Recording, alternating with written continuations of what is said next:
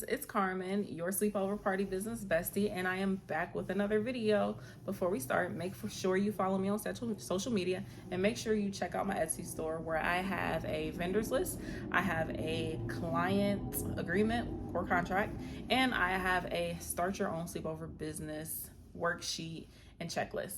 Anyway, let's get into it. Today's video is basically going to explain how I balance my daily life and the sleepover business that I have. So first, we're just going to talk about my schedule. My particular work schedule is pretty flexible. I work Monday through Thursday. On Monday and Wednesdays, I only work from 9 to 5. On Tuesdays, I work from 11:30 to 7. And on Thursdays, I work from 6:30 a.m. to 2 p.m. So that allows me to have Thursday evening, all day Friday to plan and prep before a party. I'm super close to the camera, I know, sorry. But my next point of how I balance my daily life and this business is I have a village. I understand that everybody does not have a village, but having, family, friends around that you trust with your children it's everything. It really helps. It helps, on Saturdays when I have a party set up and my daughter has cheer practice or whatever the case may be. So I have a village, and if I didn't have them, I'm not sure how I would balance and be able to do the parties with my child. So this is not something I do often, but most of the parties we set up are mothers book them, and it's the mother that is home during the party setup and or cleanup. When this happens, if something happens and I am not able to get a babysitter, I do take Bristol with me to the setups. It's really rare, but most mothers understand, where we're coming from, that, we do have children, we are mothers, and we may need help or a sitter that we don't have. So our children come with us. So I have taken her on a few setups, very few. So another way I am able to balance this business is by being as organized as much as possible and preparing. I stay organized by using a checklist when I am prepping and packing my parties. Now I bring the checklist everywhere.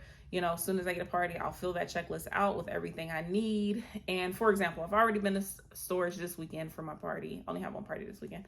I've already been to storage. I've already packed it. And I brought it home with me because there was some stuff I still needed here or whatever the case may be. So I have it here. I need to do, my party favors and everything. So I have my checklist here so that I can check everything as I go. Also, making sure wherever you store your items is organized. That will help tremendously. So another way I am able to balance is by making sure I only book parties that I can handle.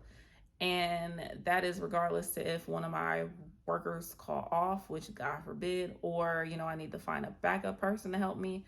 I basically know my limit. And for me personally, I am down to one helper. We can only handle 3 parties in a day. Now, in a weekend, we might be able to handle 4 or 5 if we have the inventory for that.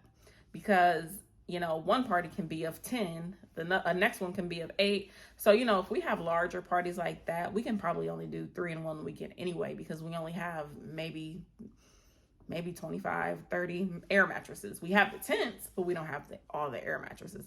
So basically, don't overbook yourself. If you already have 2 or 3 parties booked and you don't have help, you need to keep it at 2 or 3 parties. You know what I mean? So this next tip, it may take some time or, an experience, or you may know already, but you need to really have a solid understanding of how much time you need for your parties.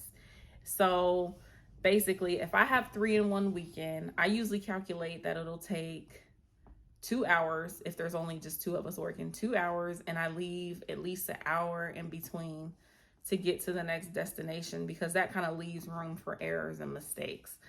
So that's like almost an 8 to 9 hour day. So just make sure that you have a solid understanding of time, so that, if you have something to do, let's say at 4 p.m. on Saturday, that, maybe you can only take 2 parties in one weekend or whatever the case may be. So understanding time is very important. So another way I'm able to basically balance my daily life and my business is I get help. I have hired help. When I didn't have hired help, I had family members helping. So having help for your parties is going to just really cut down how much time you're spending in the business by just hours. Having help at storage, having help with laundry, having help with customizations. I understand that, everybody is not going to do stuff for you for free, or it may cost for people to help you, but you kind of, I just kind of basically, I'm like, I value my time a little more than I value dollars, just a little. They're like this close. So sometimes I'm like, I'd rather just pay someone else to do this so that I can have time to take my daughter here, or do this here, or go to the competition. You know what I mean? So you got to kind of balance. And this is what I do, and make sure you have help for stuff. So I just want to give you a little backstory about myself so you can kind of understand my schedule. I am a mom. I don't want to say I'm a single mom, but I'm a mom that's single. Her dad helps tremendously, like I said, with the village thing. Her dad and her grandmother, they really are there a lot for her. So when I need her picked up, either of them will do it. He has days he picks her up from school, whatever. I am a hygienist. Like I said, I gave you my work hours. So I am working pretty much every day except for Friday. Bristol, my daughter, does do competitive cheer.